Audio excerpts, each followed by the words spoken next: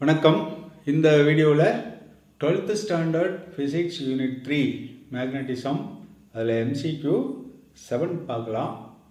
Two identical coils each with n turns and radius r are placed coaxially at a distance capital R as shown in the figure.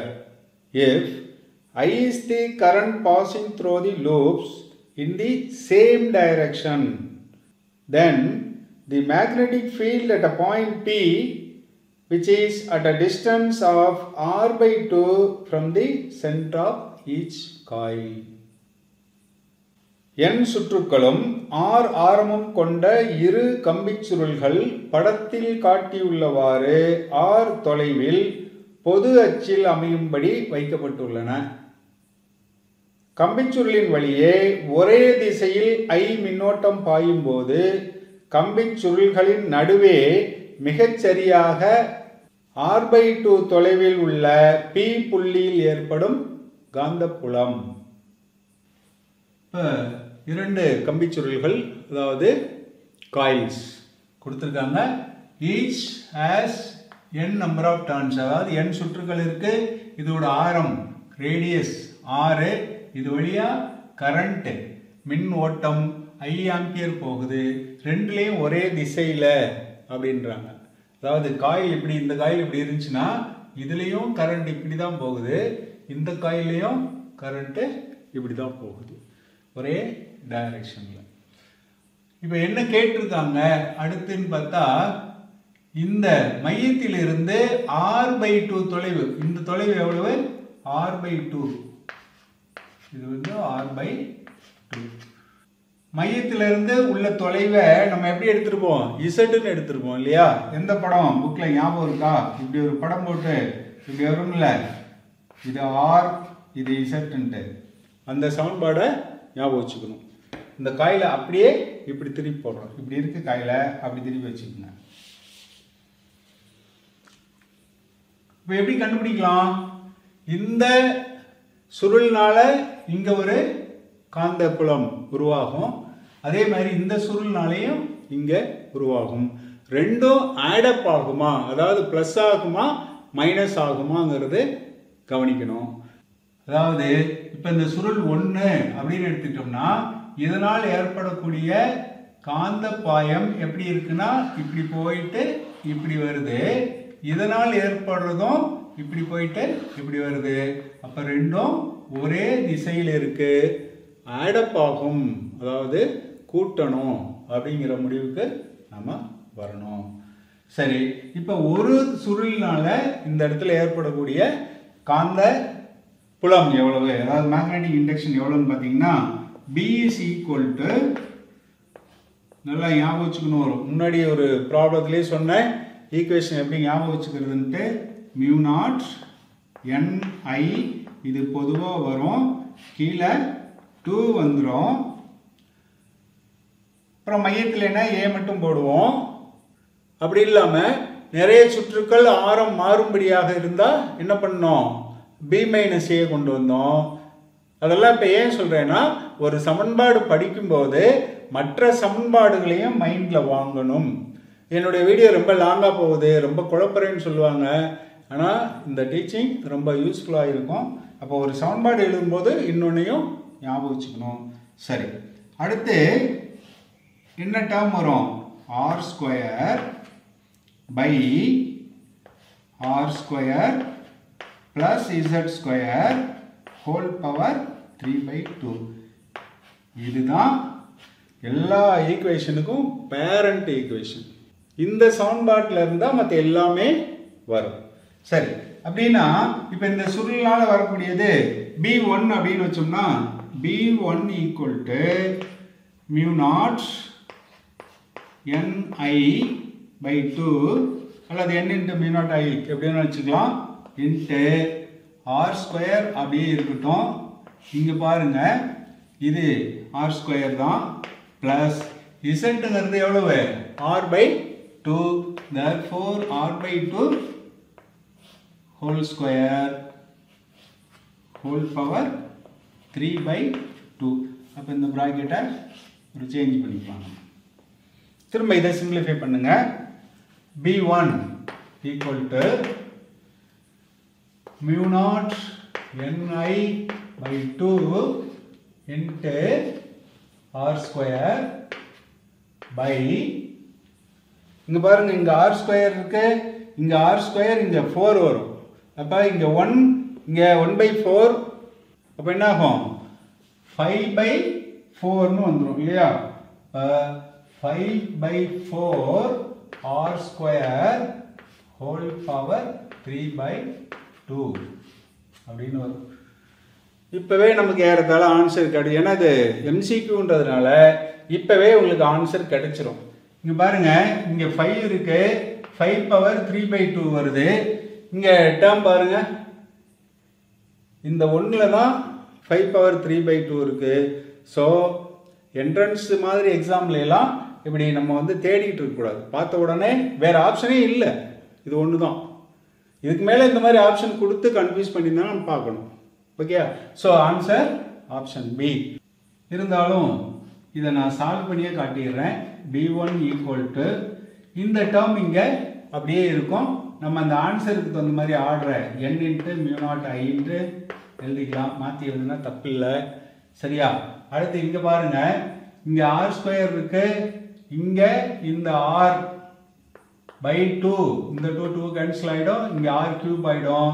அப்போ r square r கியூப்ல டினாமினேட்டரில் r மட்டும் மிச்சம் வரும். இங்கே 4 இருக்கு, 4 power 3/2 இருக்கு. அப்போ என்ன ஆகும், இது மேலே போயிடும். அப்போ இங்கே போயிட்டு 8ஆக மாறிடும், சரியா? ஏன்னா பவர் 3 வரும், அப்போ அது 8ன்னு மாறும். இந்த 2ல கேன்சல் பண்ணிங்கன்னா 4 ஆகும் செகண்ட். அப்போ என்ன ஆகும், இந்த 4 இங்கே வச்சுக்கோங்க, பை இது என்ன இருக்கு 5 power 3/2ன்னு இருக்கு. இங்கே ஆர் ஸ்கொயர், இங்கே ஆர் கியூப், தேர்ஃபோர் ஆர் மிச்சம் இருக்கும். இது எதுக்கு? B1 ஒரு காயில்னால வர இண்டக்ஷன். அடுத்து இன்னொரு காயில் இருக்கு இல்லையா, இந்த காயில்னால வர்றது சேம். அதே B2 is equal to same 4 into mu not Ni by 5 power 3/2 ஆர்னு வரும். இப்போ B1 plus B2, இப்போ ப்ளஸ் பண்ணுறதா மைனஸ் பண்ணுறதான்ட்டு நான் சொல்லிட்டேன். டைரக்ஷன் இதுவும் மேக்னெட்டிக் ஃபீல்டு இப்படி இருக்கு, இது இப்படி வந்து இதுவும் அதே டைரக்ஷனில், அதாவது ஆக்சிஸில் இப்படி இருக்கும். வெளியில் இப்படி போட்டு ஆக்சிஸில் இப்படி வருது, சேம் டைரக்ஷனில் ஆடப் ஆகுது. ஸோ ரெண்டையும் ஆட் பண்ணிங்கன்னா இது 4 இது 4, அப்போது என்ன வரும், B is equal to 8. இந்த ஆப்ஷன் அப்படியே வந்துடும், n into mu not I by 5 power 3/2 R. அங்கே எதுக்கு பார்த்தேன்னா இந்த ஆர்டரில் அப்படியே எழுதுறதுக்காக. ஓகேயா? அப்போ answer option B. Answer B. Thank you. அடுத்து 12th ஸ்டாண்டர்ட் ஃபிசிக்ஸ் யூனிட் 3 மேக்னட்டிசமில் மல்டிபிள் சாய்ஸ் கொஷின் 8 பார்க்கலாமா? A wire of length L carrying a current I along the y direction, அதாவது J vector, is kept in a magnetic field given by vector B is equal to beta by root 3 into I plus J plus K Tesla. The magnitude of Lorentz force acting on the wire. அடுத்து தமிழில், L நீளமுள்ள கம்பி ஒன்றின் வழியே y திசையில் I மின்னோட்டம் பாய்கிறது. இக்கம்பியை vector B equal to beta by root 3 into I plus J plus K tesla என்ற காந்தப்புலத்தில் வைக்கும்போது அக்கம்பியின் மீது செயல்படும் லோரன்ஸ் விசையின் எண் மதிப்பு கேட்டிருக்காங்க. என்ன கொடுத்துருக்காங்க பாருங்க, கம்பியின் நீளம் Lன்னு கொடுத்துருக்காங்க. மேக்னெட்டிக் ஃபீல்டு அதாவது காந்தப்புலத்தினுடைய சமன்பாடு, வெக்டர் சமன்பாடு கொடுத்துருக்காங்க. கரண்ட் எந்த திசையில போகுது, ஒய் திசையில போகுது. அதனால ஐ வந்து ஜேன்னு கொடுத்துக்கிட்டோம். ஆக்சுவலா மின்னோட்டத்துக்கு திசை கொடுக்கக்கூடாது. அப்போ நம்ம என்ன செய்யலாம்? கரண்ட் எலமெண்ட் மின் ஓட்ட கூறு IL இதுக்கு வந்து கொடுக்கலாம். therefore IL J டைரக்ஷன்ல இருக்கு. என்ன கேட்டிருக்காங்க? F மாடுலஸ் எண் மதிப்பு கேட்டிருக்காங்க. இப்போ சால்வ் பண்ணுவோமா? ஈக்குவேஷன் என்ன? ஃபோர்ஸ் ஆக்டிங் ஆன current carrying conductor vector formula F equal to IL cross B. Therefore F is equal to IL வந்து J டைரக்ஷன்ல இருக்கு. cross B என்ன?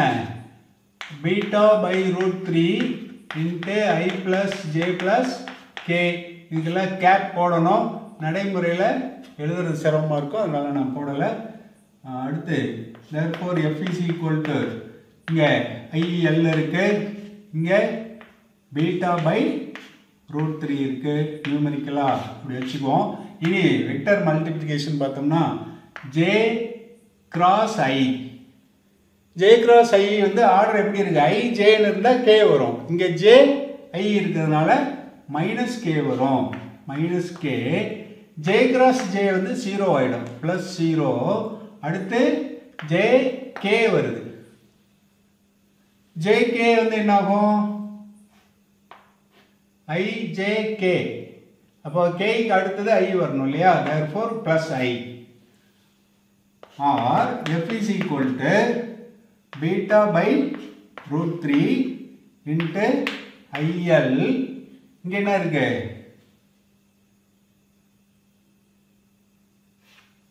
I minus K. இதுதான் வெக்டர். நமக்கு நியூமெரிக்கல் வேல்யூ எண் மதிப்பு கேட்டிருக்காங்க. therefore என்ன பண்ணணும்? F modulus F equal to 1 by root 3 into beta IL. இதுக்கு என்ன பண்ணணும்? மாடுலஸ் எடுக்கணுமா? I உடைய coefficient 1 square plus minus 1 whole square. இப்போ சிம்பிளிஃபை பண்ணோம்னா F equal to இங்கே 1, இது ஒரு மைனஸ் 1 ஸ்கொயர்னாலும் 1 தான் வரும். ஸோ 1 + 1 2 ரூட் 2 வந்துடும். ஸோ ரூட் 2 இங்கே மேலே வந்துடும். அப்போ ரூட் 2/3, அதாவது root of 2/3 into beta IL. இதுதான் ஆன்சர். அப்போ option answer option A. Thank you.